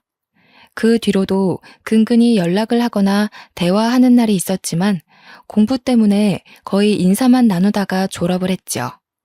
제가 서울에 있는 대학교에 입학하면서 본가로부터 멀리 떨어지게 되니 둘이와 자연스레 연락도 끊어진 셈이었어요. 저는 무난하게 대학교를 졸업하고 굳이 대학 전공이 필요 없는 평범한 회사원으로 지냈어요. 그러면서 직장 동료의 추천으로 취미로 해볼까 싶어서 공방에 가서 실뜨개를 배우기 시작했었죠. 그때 그 공방에서 운명처럼 남편을 만나게 되었습니다. 그 공방이 뜨개질 공방이라서 남자 손님의 발길은 현저히 적은 곳인데 그렇다 보니 남편이 더 눈에 띄더군요. 남편은 제가 다녀가는 시간에 자주 왔던 손님이었는데요. 부딪히는 순간이 나날이 많아지니까 저희는 자연스레 인사를 나누게 되었어요. 나중엔 남편이 먼저 번호를 물어봐서 뜨개질 얘기로 연락을 하며 지내다가 사귀는 사이까지 되어버렸죠. 오랜만에 하는 연애라서 그런지 이 알콩달콩이 너무 즐겁더라고요. 한참 남편과 꽃같은 시간만 보내던 무렵이었어요. 한날 정말 뜻밖의 사람한테서 연락이 왔습니다. 다름 아닌 고등학생 때 제게 꿈을 다시 생각해보도록 깨닫게 해주었던 둘이었죠. 솔직히 반가웠어요. 다른 친구들보다 둘이는 저에게 참 착하고 순하며 배우고 싶은 포부를 지니고 살던 멋진 친구였거든요. 너무 오랜만에 연락했지. 좀 더 일찍 연락해서 얼굴 보고 인사도 나눴으면 좋았을 텐데. 하나야, 실은 다름이 아니라 오랜만에 전화해서 이런 말 하는 거 너무 미안한데 혹시 돈 좀 빌려줄 수 있어? 우리 부모님이 얼마 전에 이혼하셨거든. 어쩌다 보니 동생을 나 혼자 돌보고 있는 상황인데 갑자기 동생이 아파서 급하게 수술을 하게 됐어. 나도 이런저런 알바를 해서 돈을 모으고 있긴 한데 이 돈으로는 동생 수술비 하기엔 모자라서 진짜 이런 부탁해서 미안해. 너무 급해서 내가 친구가 없어서 생각나는 사람이 너밖에 없었어. 반가운 마음에 좋아서 받은 전화 너머로 둘이의 울음소리가 들리더군요. 순간 학창시절 동생 생각하며 당찬 꿈을 얘기하던 둘이의 모습이 떠올랐어요. 요리를 좋아했던 것도 동생 덕분이었고 동생을 참 많이 좋아했던 모습이 생생합니다. 저는 둘이가 고등학교 졸업하고 당연히 요리 전공 대학을 갔을 거라 생각했는데 부모님이 이혼하는 바람에 대학도 못 갔다고 하니 얼마나 속상했을까요? 무엇보다 꿈이 뚜렷한 친구였거든요. 그런데 제가 대학 생활을 즐길 당시에 둘이는 배달 일을 하면서 동생의 학비를 벌고 있었다더군요. 지금은 하나밖에 없는 가족한테 수술이 필요한 병이 생겼다 보니까 둘이도 상당히 조급했나 봅니다. 둘이도 아마 오랜만에 연락하는 친구한테 이런 부탁하기 어려웠을 거예요. 둘이는 초조한 마음에 횡설수설 얘기를 했다며 사과를 했지만 저는 충분히 둘이의 사정을 이해할 수 있었어요. 둘이는 그 당시 제가 생각했던 것보다 훨씬 더 많이 괴로운 상황이란 걸 알겠더라고요. 한때 잠시나마 동경했던 친구가 어렵다는 사정을 들었는데 당연히 도와주고 싶었어요. 또 제게 연락하기까지 얼마나 큰 용기가 필요했고 절박했는지 이해하기 때문에 망설이지 않고 바로 둘이에게 걱정 말고 괜찮으니까 계좌번호 보내달라고 했죠. 저는 취직하고 차곡차곡 모아둔 적금까지 깨서 둘이에게 300만 원을 보내줬어요. 둘이는 고맙다는 말을 연신 반복하며 또 울더라고요. 반드시 갚겠다고 하는데 저는 일부러 부담 느끼지 말라고 장난 섞인 말투로 나중에 엄청난 부자가 되면 그때 갚으라고 했어요. 사실 제게도 300만 원이 쉬운 돈은 아닙니다. 그렇지만 그 돈은 못 받는다고 생각을 하고 준 거라서 전혀 불안하거나 아깝지 않았어요. 돈은 또 모으면 되는 거고 친구 사이에 작은 도움이라도 괜찮다면 고된 둘이를 꼭 도와주고 싶었거든요. 저는 공방에서 만난 남자와 2년의 연애 끝에 30살이 되자마자 결혼식을 올렸습니다. 집은 시부모님이 아파트 한 채 주기로 한 걸로 수월하게 진행이 되었죠. 남편과 연애 시절 데이트하면서 남편이 평소에도 번듯하고 유도리 있는 경제관념을 보여준 덕에 집안이 넉넉한 살림이란 걸 예측은 했다만 시댁에서 아파트 한 채를 쉽게 선물해준다고 하니 역시 돈이 좀 있는 집안이구나 싶더군요. 결혼하고 혼인신고를 마치기까지 저와 남편은 그 흔한 예비부부의 다툼 같은 것도 없었습니다. 주위에서 어쩜 그렇게 안 싸우고 지낼 수 있냐며 천생연분이라고 말해주었죠. 저는 이게 다 남편 덕분이라고 생각했어요. 남편이 저의 유치한 어리광을 다 이해하며 늘 배려해 주었거든요. 그래서 저는 제 속이 뒤집어지는 시집살이 따위 겪지 않을 줄 알았습니다. 남들도 우리 보고 몇 안 나오는 인꼬 부부라고 부러워했고 시댁 보고 인심이 좋다고 칭찬을 많이 해주었으니까요. 와, 그런데 이게 웬 말입니까?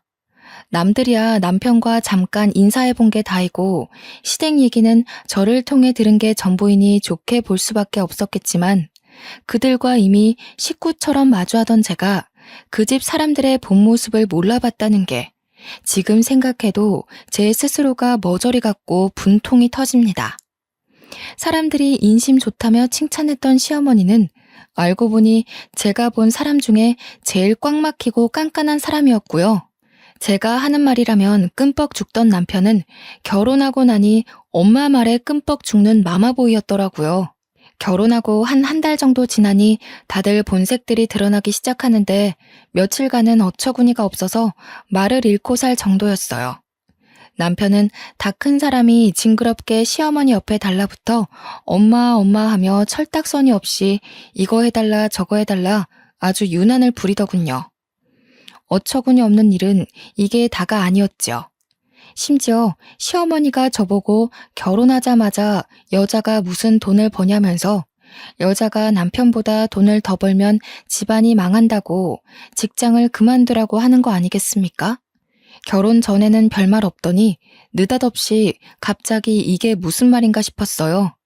시어머니는 당연히 나이가 있으니 그런 뒤처진 생각을 할 수 있다고 보는데 옆에서 남편이란 사람은 신이 나서 그 의견에 동조를 하고 있는 겁니다. 무슨 소리 하는 거야, 여보. 우리 아직 아이도 없고 충분히 맞벌이 가능한 사정인데 뭐하러 한 사람만 돈을 벌어. 벌 수 있는 상황일 때 부지런히 일해서 모아둬야지. 아니에요, 어머님. 요즘은 한 사람만 벌어서 돈 모으기 힘든 시대잖아요. 그만두는 건 안 될 것 같아요. 저 아직 30대 초반입니다. 이 젊은 나이에 경력 단절이 웬 말입니까? 절대 그만둘 수 없었죠.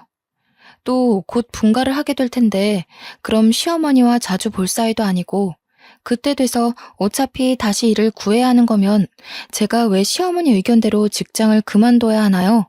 저는 최대한 시어머니 기분 상하지 않게 하면서 제 입장을 잘못 이해하지 않도록 똑바로 말을 해드렸습니다. 그런데 이걸 엎친 데 덮친 격으로 표현해야 될까요? 일 그만둘 수 없다고 시어머니한테 떵떵거리며 의사를 전달했었는데 제가 하필 이 시기에 임신을 해버린 겁니다. 아직 분가를 하지도 않아 시댁에 몸을 담고 있는 하필 이때 말이죠. 제가 다니는 회사가 그리 좋은 곳이 아니긴 했다만 그래도 요즘 같은 세상에 육아휴직 복지는 있을 줄 알았는데 원체 근무지에 관심이 없기도 했고 그저 지원서 붙은 참에 회사를 다니게 된 거라 그런 복지가 없다는 것도 이제야 알았습니다. 회사에 임신 사실을 알렸더니 육아휴직 못 준다며 냉철하게 거절하더군요. 육아휴직으로 생긴 공백 기간 동안 계약직 뽑아서 쓰다가 내보내고 다시 저를 받아준다면 그동안에 생긴 새 업무를 인계해주는 게 번거롭다는 이유로요. 그럴 바엔 아예 새로 사람 뽑아서 쓰는 게 회사 입장에선 덜 손해라는 겁니다. 쓸데없는 인력 낭비라나 뭐라나. 그래서 저는 어떤 다른 대처도 없이 그대로 잘리게 되었습니다. 참 서럽더군요. 그래도 5년이나 제가 몸바쳐 회사를 위해 일했는데 어떻게 한치의 의논도 없이 상부에서 그리 빠른 판단을 내비칠 수 있는 건지. 어이없었지만 구질구질하게 매달린다고 달라질 일이 아니라는 걸 알아서 더는 부탁하지 않았어요. 시댁에서는 제 꼴을 아주 꼬셔하더라고요. 젊은 애가 눈에 불을 켜고 시애미한테 일 그만 못 둔다고 딱 잘라 말하더니 벌 받은 거라면서. 시어머니가 혼잣말을 궁시렁궁시렁 하는데 기분이 너무 상하더라고요. 제 꼴이 우습게 된 건 맞기 때문에 차마 거기다 대고 할 말은 없었습니다. 어머님, 저희 이제 분가 준비할까 해요. 나중에 되면 배도 불러올 텐데 그럼 어머님께도 그렇고 집에 폐가 될 것 같아서요. 이것저것 도와드리지도 못하는데 괜히 어머님 신경 쓰이게 하고 싶지 않아요. 남편만 있다면 충분히 도움 받을 수 있으니까 분가하는 게 좋을 것 같아요. 제가 분가 얘기를 꺼내자마자 시어머니가 박수를 크게 한번 딱 치더니 갑자기 분가하기로 한 아파트가 월세 계약이 되었다면서 제가 시댁에 적응을 잘하는 것 같아서 분가 생각 없는 줄 알았다고 덜컥 계약을 진행해버렸다는 거예요. 1년 계약이라 저더러 그냥 1년만 시댁에 들어와서 살라는 겁니다. 그리고는 한다는 말이 생각지도 못한 스트레스를 주더군요. 요즘 젊은 사람들은 뭘 제대로 못하더라. 나 때는 그렇게 시집 오면 시애미한테 아주 혼쭐이 났어. 지금이야 세탁기도 있고 식기세척기도 있고 밥도 배달해 먹고 하니까 살기 편해졌지. 저기 반상에 가서 며느리들인 집안 얘기 들어보면 아가씨들이 전부 골빈 것처럼 아무것도 못한다고 그러더라고. 그래서야 어디 제 남편 뒷바라지나 제대로 하고 살겠어? 젊은 여자들을 겨냥하는 것처럼 말을 하시는데 저는 바보가 아니거든요. 시어머니는 지금 저더러 똑똑히 새겨 들으라고 하는 말들이었어요. 그러면서 마지막에 아주 쐐기를 박더군요. 내가 다 가르쳐 줄 테니까 1년만 배운다고 생각해. 새아기 너 우리 아들이 좋아하는 반찬거리 만들 줄 모르잖냐. 매번 사 먹는 것도 다 돈인데 배우면 좋지 뭘. 다른 시댁에서는 살림 못하면 잔소리만 하지 나처럼 어디 가르쳐 주려고 하는 줄 알아? 결혼 전에는 자기는 고나리지라는 시애미들 보면 이해 안 간다고 했던 분 맞는지 모르겠더라고요. 사람이 어쩜 이렇게 돌변할 수가 있는 건지. 심지어 제 속을 더 뒤집어 놓은 건 못 모르고 지엄마 얘기를 거들고 있는 남편이었어요. 남편은 시어머니 말이 맞다면서 자기 회사 동료 얘기만 들어봐도 시어머니들이 며느리 살림 지적만 하지 손수 가르쳐 주겠다고 나서진 않는다고 하면서 저보고 복 받은 줄 알라고 하는데 와, 뒤통수를 때려주고 싶더군요. 이건 제가 고집해봤자 얘기만 길어질 뿐 어차피 분가하기로 한 아파트가 계약 들어가는 바람에 집도 없으니 시댁에 있을 수밖에 없는 입장 아닙니까? 그냥 제가 포기하는 편이 빠르다 생각했죠. 그래도 시어머니가 그 아파트 월세로 받는 금액은 원래 우리 남편 주기로 한 아파트이기 때문에 우리 남편 통장에다가 입금해 주겠다고 하더라고요. 일말의 양심은 있었나 봅니다. 그러니 집도 없는 제가 일단 한 발 물러나야지 어쩌겠습니까? 그래, 알겠다고 했고 그렇게 저의 본격적인 시월드가 시작되었습니다. 결혼 후 돌변하는 걸 보고 이미 시집살이를 예상은 했다만 시어머니는 제가 배가 불러오든 말든 집안일의 강도를 높여가기만 했어요. 저는 임산부의 몸으로 시어머니가 시키는 대로 집안일을 하고 장도 보러 나가고 오랜 시간 서서 식사까지 준비하며 지내게 되었습니다. 그런데요, 원래 1년이면 끝나기로 한 아파트 계약이 2년이 되고 3년이 되고 자꾸 늘어나는 겁니다. 살던 사람이 2달 전 연락 와서 재계약하겠다고 하는 바람에 1년 연장되고 또 다른 세입자가 빨리 구해지는 바람에 이번에도 1년을 더 기다려야 하고 이런 식으로 자꾸 늘어나는 게 아니겠어요? 그 사이에 저는 출산까지 하게 되었습니다. 그래도 분가는 여전히 진행이 안 되었죠. 해도 너무하다 싶더라고요. 그 아파트 애초부터 저희 혼수로 준 선물이라면 세입자를 받으면 안 되는 거 아닌가요? 물론 그때는 말하지 못했던 게 한이지만 1년 정도면 100번 용서해서 그냥 내가 참고 말지 하고 넘길 수 있었어요. 그런데 3년이 넘어가고 있는 건 좀 아니잖아요. 그 아파트 들어가는 게 이렇게 힘들 거면 그냥 다른 집값 싼 곳이라도 먼저 구해서 분가했을 거라고요. 여보, 우리 아파트 작은 평수라도 알아보고 그만 분가하자. 애도 커갈 건데 계속 여기서 살 수는 없잖아. 우리도 우리 살림 꾸려나가야지. 애가 이제 막 걷기 시작해서 여러모로 신경 써야 될 게 많은데 어머님 부름에 계속 자리를 비우게 되는 것도 버겁고 어머님이 애 봐주는 게 영 서툴러서 얼마 전엔 애 목욕시키시다가 목욕물에 빠뜨리셨다니까. 내가 얼마나 놀랐는지. 너 말 희한하게 한다. 우리 엄마가 설마 손녀 잘못되라고 그랬겠어? 엄마도 나이가 있으니까 실수할 수 있는 거잖아. 그리고 네가 애한테 신경 못 쓰는 걸 왜 우리 엄마 탓을 해? 무슨 누가 들으면 우리 엄마가 너 엄청 구워 삶는 줄 알고 오해하겠어. 제가 정말 얼마나 오죽했으면 시어머니 얘기까지 하면서 남편에게 도와달라 청을 했을까요? 그런데 이 마마보이 남편은 제 말의 요점을 꿰뚫지 못하고 그저 지 엄마 탓을 하고 있는 그 태도만 콕 집어서 지적하더라고요. 저는 애가 한참 울시기라 잠도 못 자서 가만히 서 있는 것만으로도 머리가 아픈데 남편에게 너무 서운해서 결국 양보 못하고 몇 마디 더 얹었더니 밖으로 소리가 새어나갔나 봅니다. 시어머니께서 노크도 없이 저희 방 문을 열고 들어오더군요. 다 늦은 밤에 무슨 소란들이니? 그리고 세아가, 너는 아직도 분가 소리야? 네가 아무것도 할 줄 모르는데 분가에서 둘이 뭐 해먹고 살려고 자꾸 집을 나간다는 거니?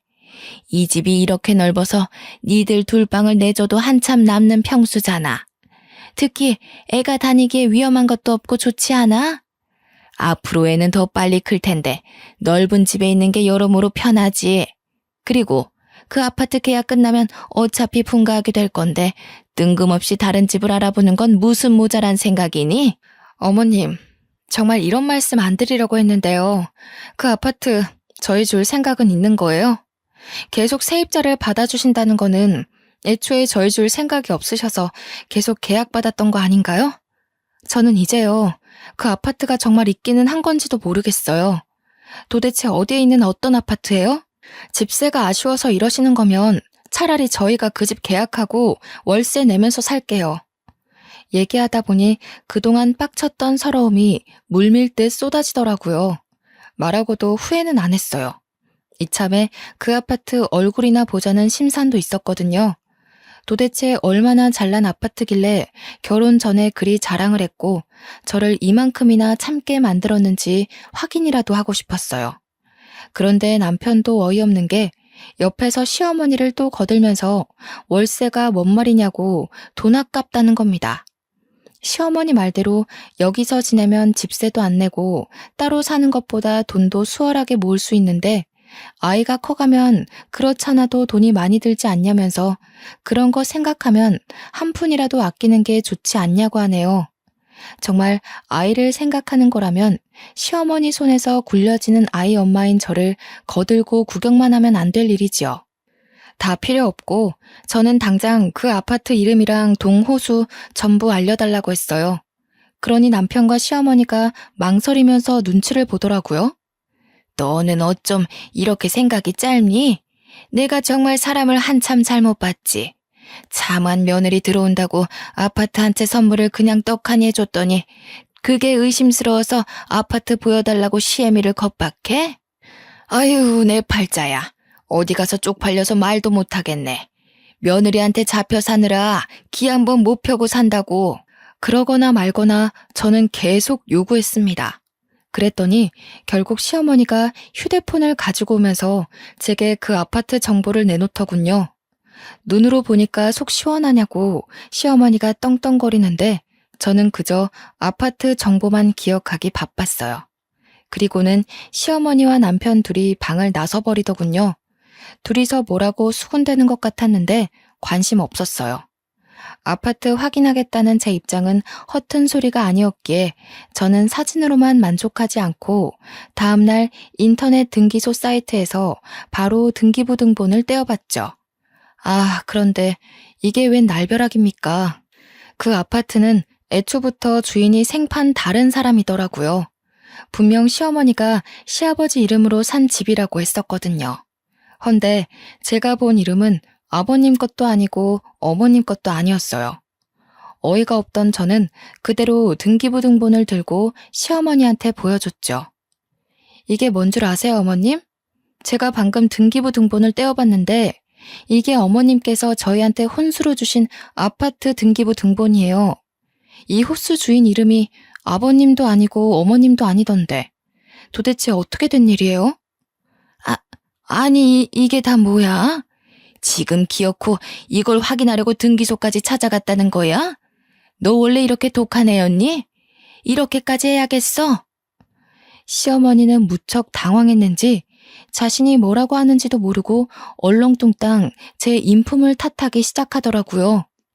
대화의 요점을 파악 못하는 게 꼭 지 아들이랑 닮아서는 문득 남편이 참 쓸데없는 것까지 물려받았단 생각을 했어요. 그렇게 시어머니랑 말씨름을 하면서 속속들이 알게 된 정보인데 알고 봤더니 아파트 한 채 있다고 한 거부터 다 거짓말이었더군요. 당연히 남편 통장에 월세 넣어준다고 한 것도 다 거짓말이었고 저는 애초에 남편과 결혼할 때 분가하는 조건으로 결혼했거든요. 그걸 따지고 들면서 알게 된 사실인데 남편은 아파트가 준비 안 되어 있다고 하면 제가 결혼 안 해줄 거라고 생각해서 시어머니랑 입을 맞추고서 저를 낚은 거였어요. 2살이 된 딸이 있는 데다가 결혼 생활을 3년이나 보낸 상태였기에 저는 더 큰 배신감이 들었어요. 빼도 박도 못하고 시댁에서 살게 될 신세였던 건데 저는 바보같이 속았는지도 모르고 분가 생각만 하면서 이제까지 버텼네요. 그 뒤부터 모든 게 다 스트레스더라고요. 남편과 대화하는 것도 시어머니 얼굴을 보는 것도 전부요. 제가 이 사기 결혼을 버티고 있을 수 있도록 힘을 준 건 오로지 2살짜리 딸내미 뿐이었습니다. 한날은 자고 일어났는데 눈앞이 핑 도는 겁니다. 그날 내내 대낮까지 어질어질하기도 했어요. 빈혈인가 싶어서 딸내미를 데리고 시간 내서 병원에 갔더니 이게 무슨 일입니까?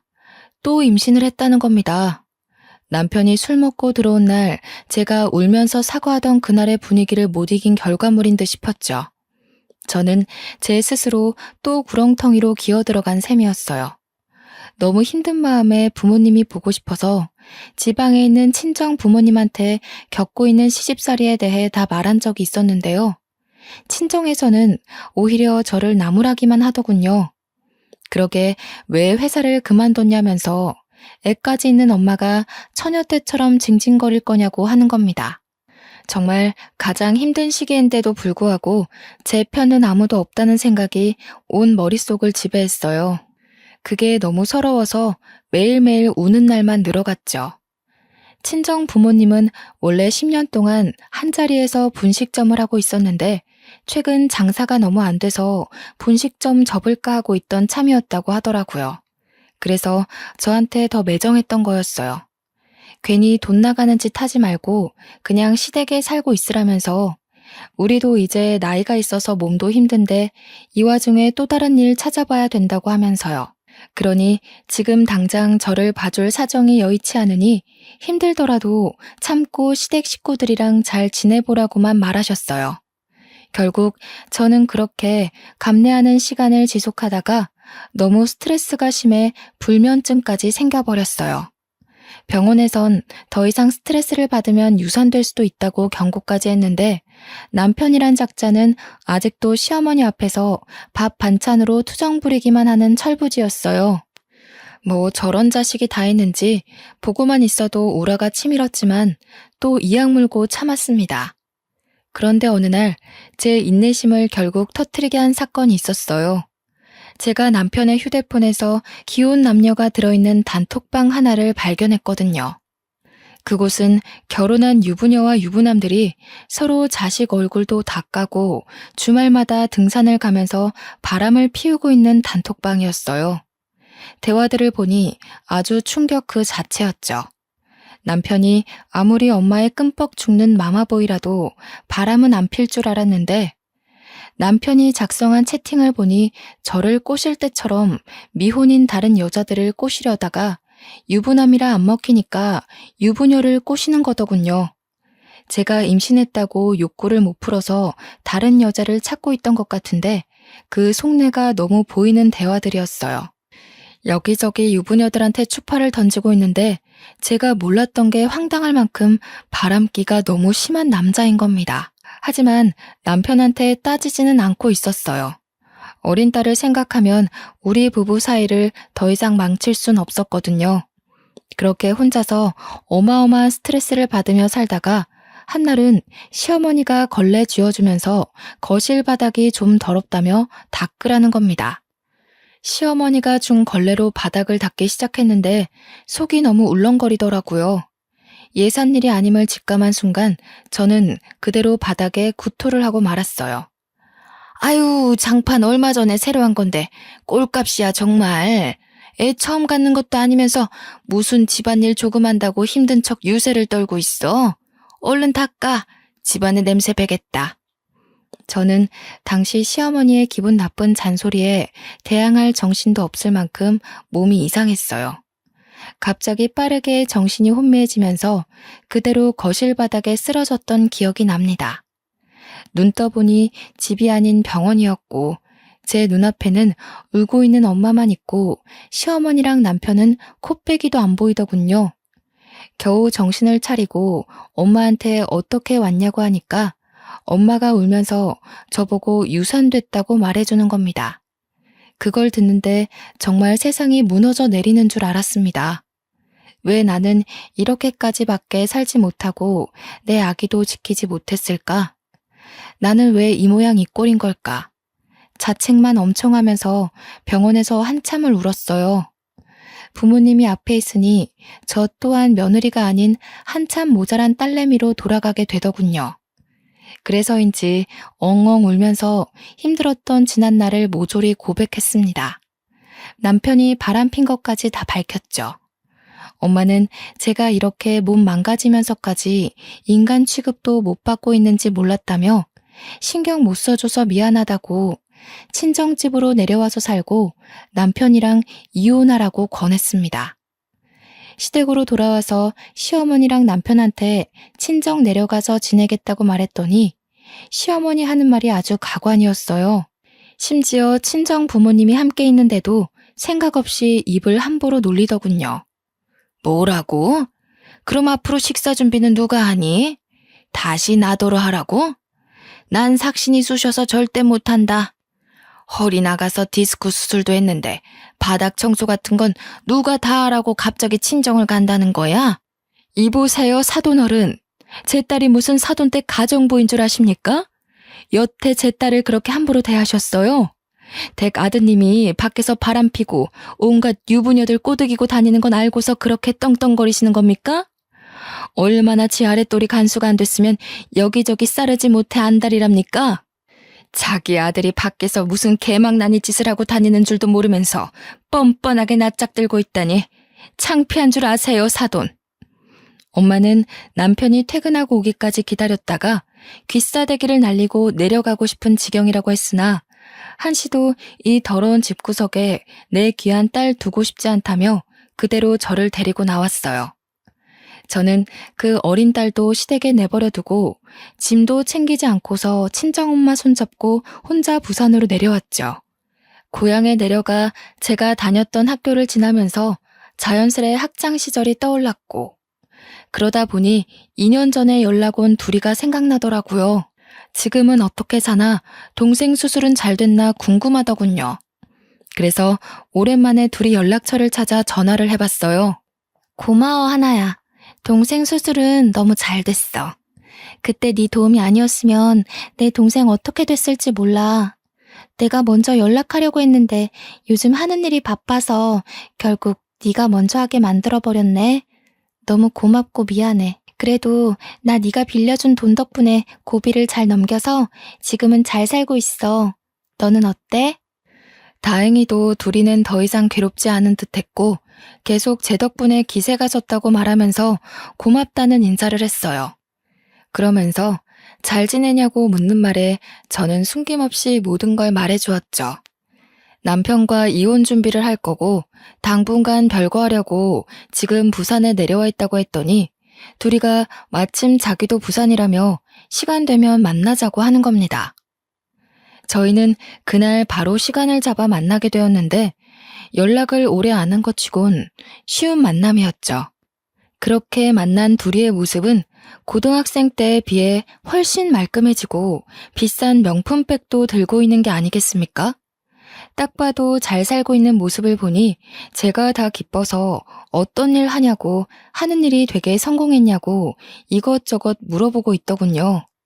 네가 빌려준 돈 300만 원으로 동생 수술 무사히 시키고 남는 돈으로 토스트 장사를 했거든. 노상에서. 옛날에 내가 말해준 적 있잖아. 동생한테 계란 토스트 만들어주기도 했다고. 그걸 대학교 앞에서 팔았는데 생각보다 장사가 너무 잘 되는 거야.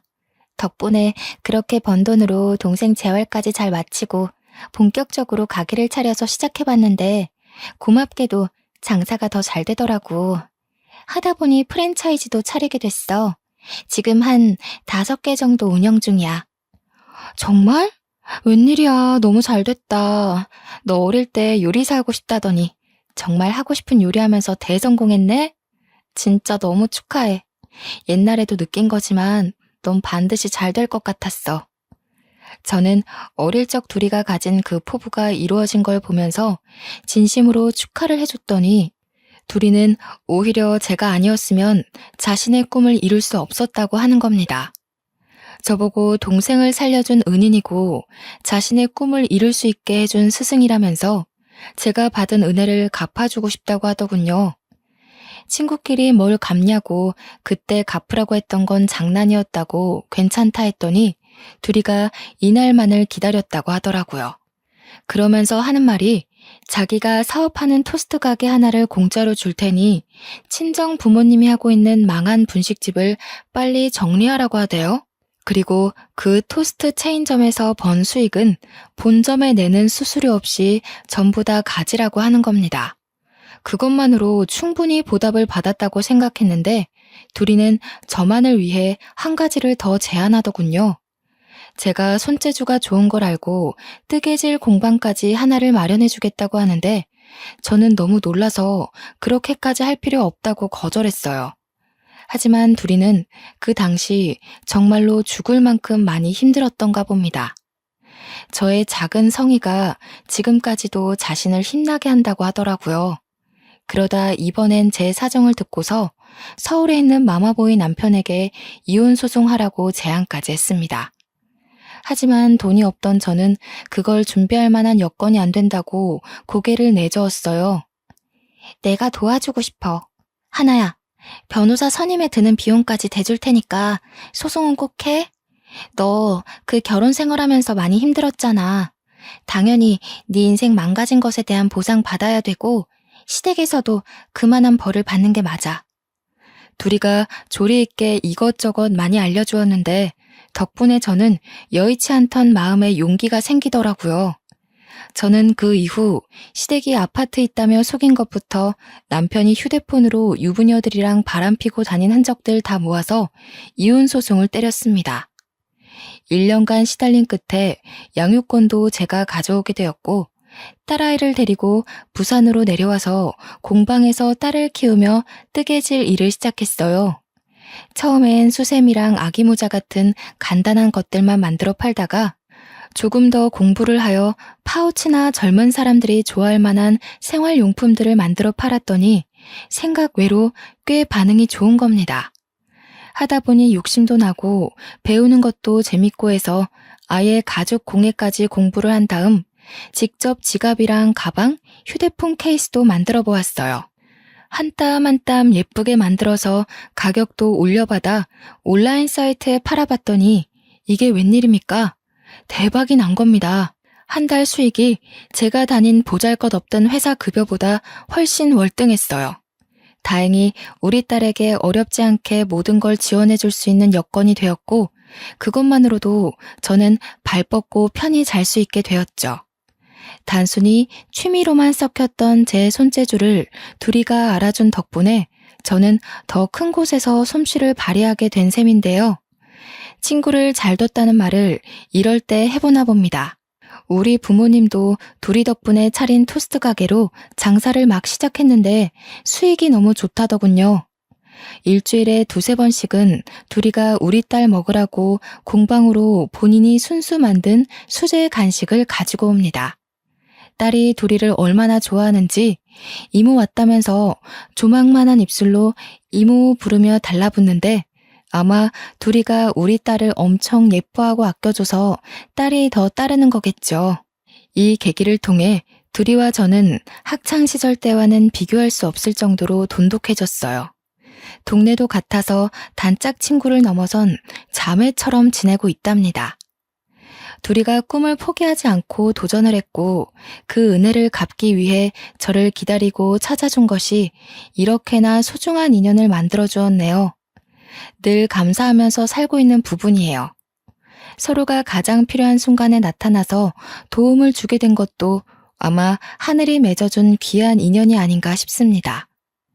이번 일을 통해 느끼게 된 게 있는데요. 도움이 필요한 사람에게 내가 해줄 수 있는 물질적 크기가 얼만큼이냐라는 건 중요한 게 아닌 것 같아요.